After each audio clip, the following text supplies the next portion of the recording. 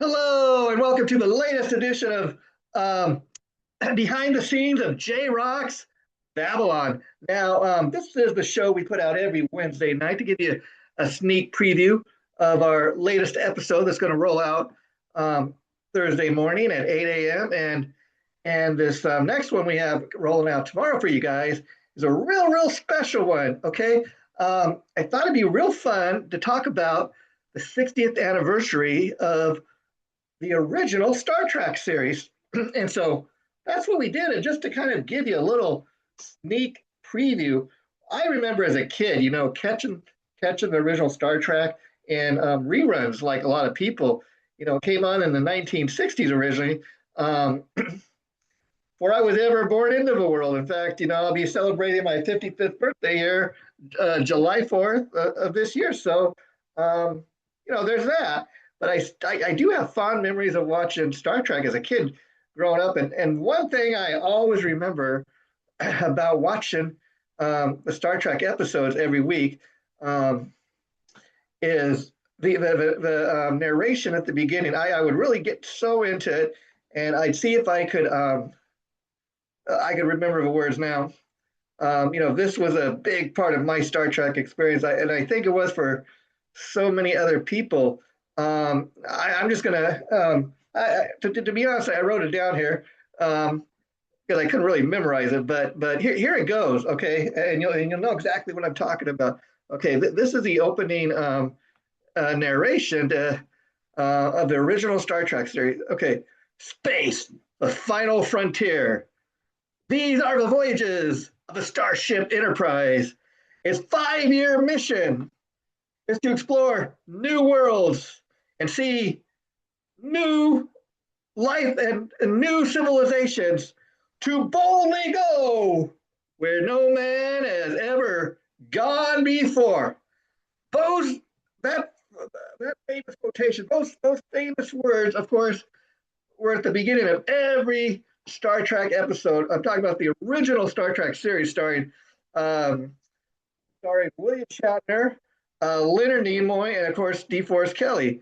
They were the main three characters. Of course, Kirk as Captain James T. Kirk. Of course, Leonard Nimoy as Spock, and DeForest Kelly as Doctor Bones McCoy. Now, let's get into this a little again. These were the famous words said every week by Captain James T. Kirk, aka William Shatner, beginning of every episode. I mean, it got me so revved up. These words would be said at the beginning of every single episode, and then I remember just as I'd start to say it out loud every week and see if I could remember it.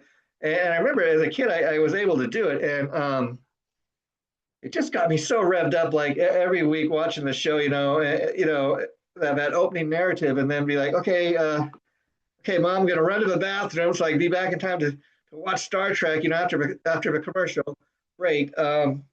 It was just they did a great job of revving me up, and I'm not the only one that has that experience or that story. It seems so funny to talk about now, something so simple. Watching a TV show, again, so excited about the opening narrative, but it's one of the things we automatically go to or think of when you think of the character of Captain James T. Kirk, of course, played by the one and only William Shatner. Now, when you check out episode number 32 tomorrow on the 60th anniversary of the original Star Trek series, we reveal quite a bit that we learned about the show, and I think you guys are going to love what we found out about it, and just love watching the episode. So we won't reveal too much here, but you got to remember back in the 1960s, okay, there had never been anything like Star Trek on TV before. In fact, couldn't probably find too many other science fiction based primetime TV shows. This was kind of the first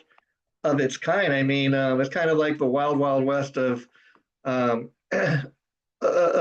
going in outer space and stuff and space exploration. And not something too many people really talked about. And again, for a primetime TV show, not there's really nothing to compare to at the time in the 1960s. But Gene Roddenberry, he fought to get the series on the TV, and once he got it on, it only lasted for 3 seasons. And that's the amazing thing we learned is that Star Trek 60 years later is very much celebrated. There's talk of it making a new Star Trek movie.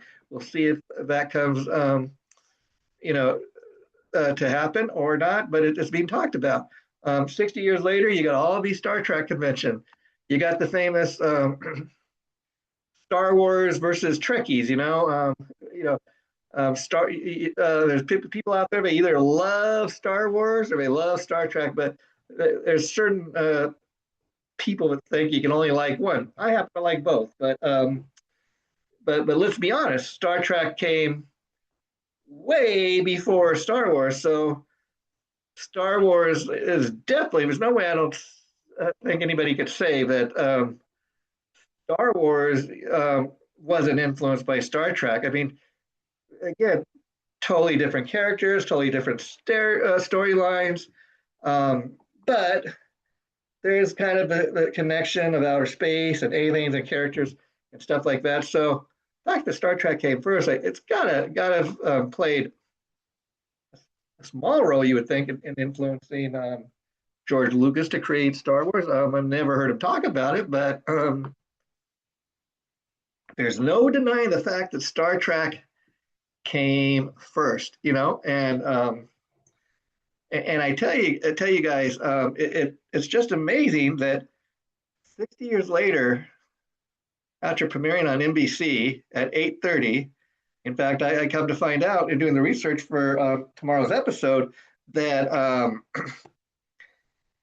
that a lot of people they remember the fact not only that Star Trek premiered at 8:30, but that it premiered on a Thursday night. So many people, when they think back at the original Star Trek series, they think the fact it was on Thursday night at 8:30 must see TV. Very, very much like years later, NBC had you know must see Thursday.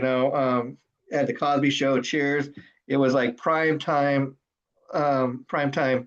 lineup. Star Trek was a very different type of show back then, and it's funny that it only lasted for 3 seasons. And actually, after being on the air for only 3 seasons, um, Star Trek would kind of have a new life. Years later through reruns. It's been around 60 years, so there's no denying that it's influenced at least 6 generations of fans. And from the original TV series, we've had all these spin-offs. We've had various movies. Probably off the top of my head, I've lost count at this point, but probably a good at least 10 Star Trek movies that have been made over the years. Again, I lost track, but it all started with the original TV series.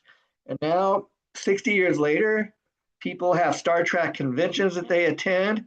It's become big business. And then let's not forget about the fact that all the merchandising that went along with the popularity of Star Trek. I mean, Star Trek at one point, besides the original TV series and all the spinoff, had an animated TV show, the original Star Trek cast, and so when you go from being an actual TV show to the characters being animated, you've kind of made it as far as the pop culture world.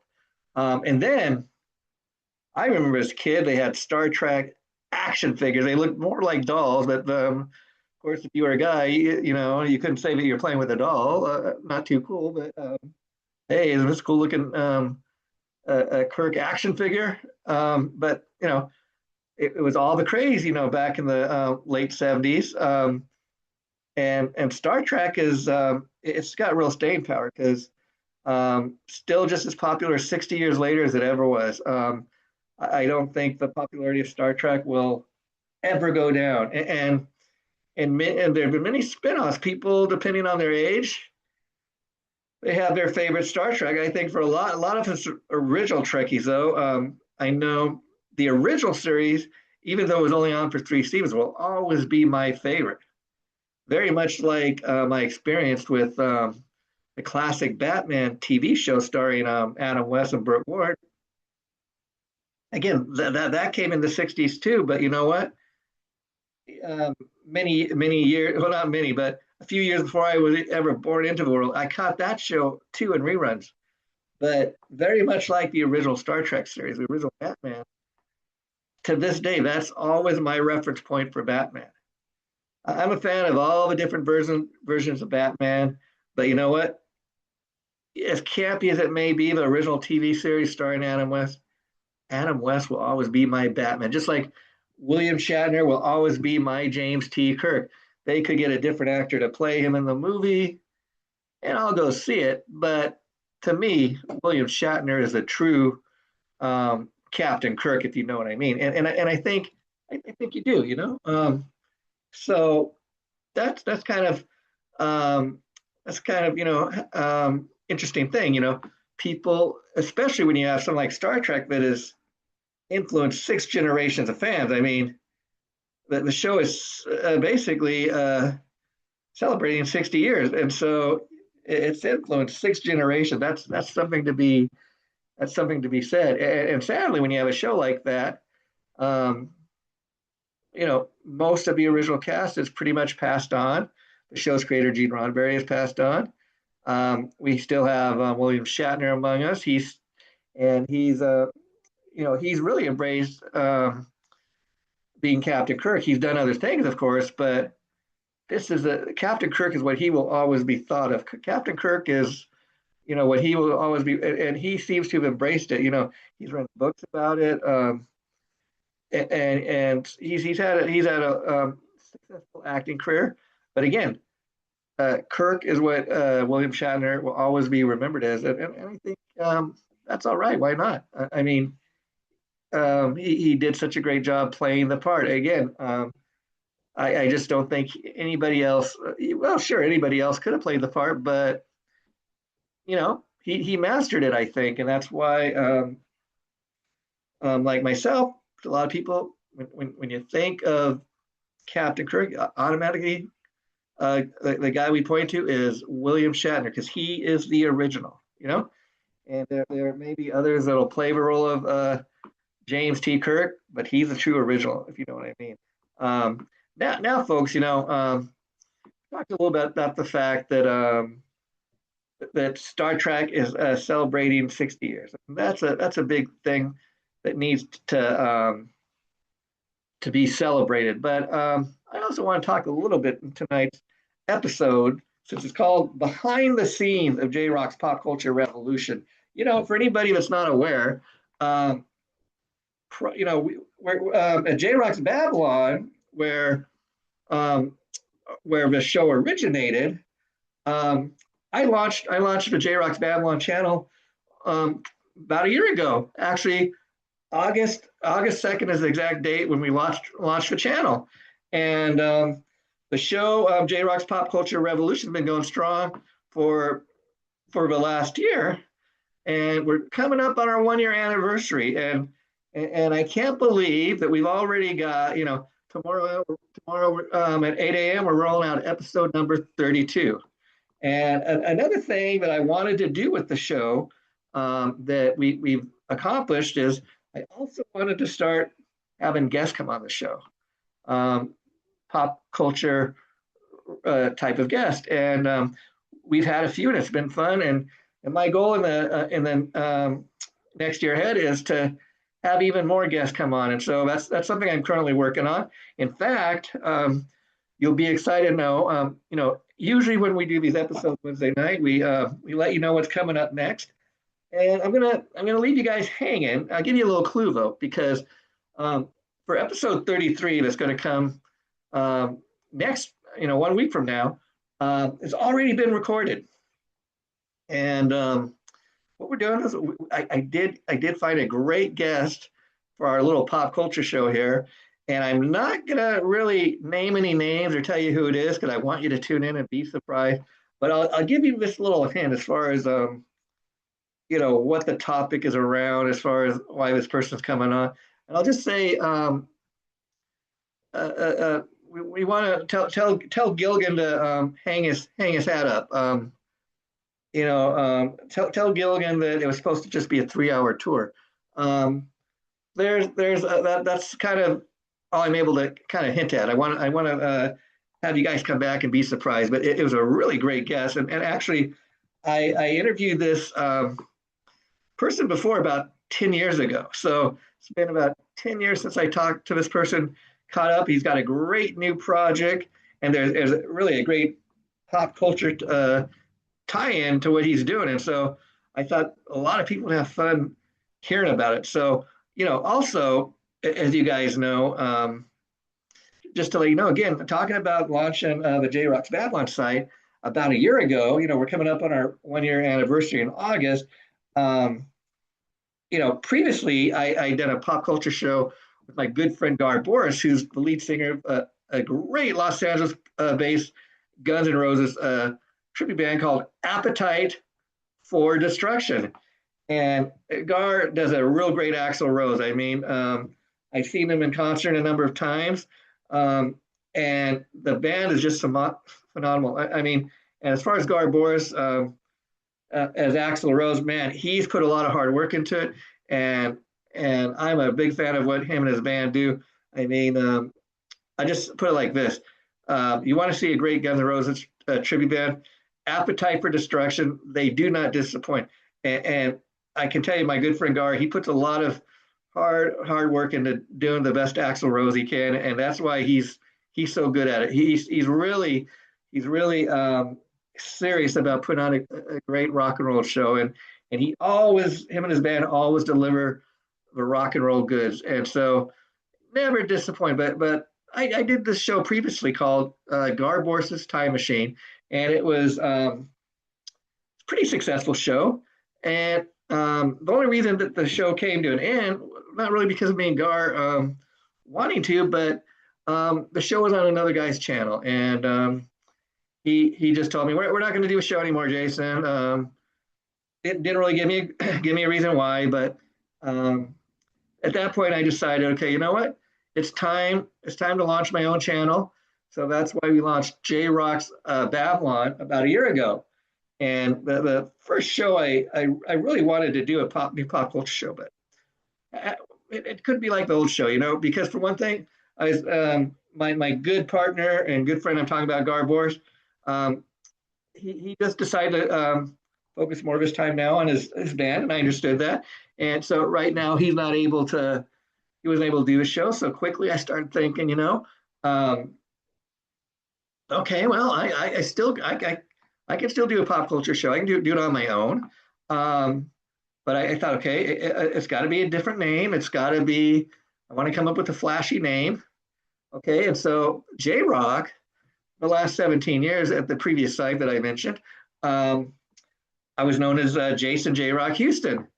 And once I split with the other site, the site owner tried to tell me, I don't think you can go using the JRock name. That's associated with my site. So what are you going to call yourself?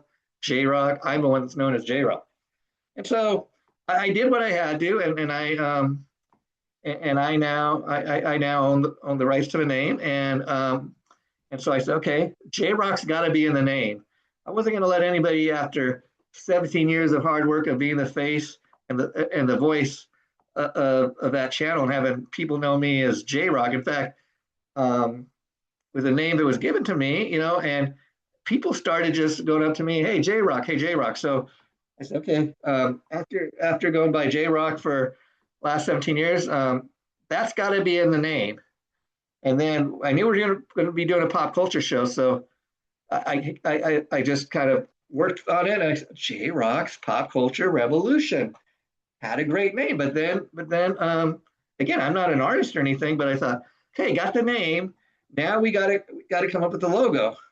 And again, I'm not an artist, but what you're looking at here behind me, with the assistance of AI, got real descriptive. I came up with the name, had the name.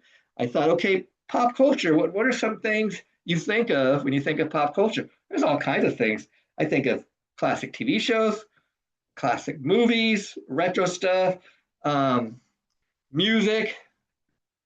We could go down um, the pop culture hole, and there's all kinds of things you can think of that describe pop culture. But look at that picture, okay? Rubik's cubes, CDs, floppy computer disks. Those are things that a lot of people think of when they think of the 1980s. Hey, you can't get more retro than like 1960s, 70s, 80s. You can go back a little farther than that because we've done episodes on movies from the 1930s, 1950s. We're all over the map, and so that's how I came up with the logo. So I had a name, I had a concept, and we're like 33 episodes into this, and we just keep getting better and better, folks, with each and every episode. So, and I put a lot of hard work into each episode. So I don't just go and sit in front of a screen and not know what I'm talking about. These are, I talk about classic TV shows, music, movies that I'm a fan of. So some of the movies, though, it's been years since I've seen them. So a lot of the way, like I told you guys, I come up with show ideas for each of these episodes. I got a very massive DVD collection. And you're gonna laugh when I tell you, I got like the physical copies. I got three bookshelves of DVDs in my house. Probably got about close to 300 DVDs, and that's how retro I am. That's how old school I am. And so like last week's episode we did on classic 1954 sci-fi film. Them. I had the DVD in my collection, but it was years since I'd seen it. So okay, so I could put on the best possible show and get in front of the laptop and film the episode. I got to watch this again. It's been years since I've seen it. And that always helps me because um, after watching the movie, the movie's fresh in my mind. And then so I got about 30 minutes worth after watching the movie worth of material for an episode. Then I go on and I research the movie, find out fun little facts, and then I discover things just by watching the movie. And then that helps me create the episode. And it's real important. I want to pump out as much. I really have fun doing the show. I want to pump out as many these episodes. So we have at least one brand new episode every week, and you can count on at 8 a.m. every Thursday morning. There's going to be a new episode. So we aim to please, and we aim not to disappoint. We're here to entertain. I'm Jason JRock Houston, and this has been the latest episode of Behind the Scenes of JRock's Pop Culture Revolution. Be sure you tune in to episode number 32, where we celebrate 60 years of Star Trek tomorrow morning at 8 a.m. Thanks for watching, folks. Bye for now.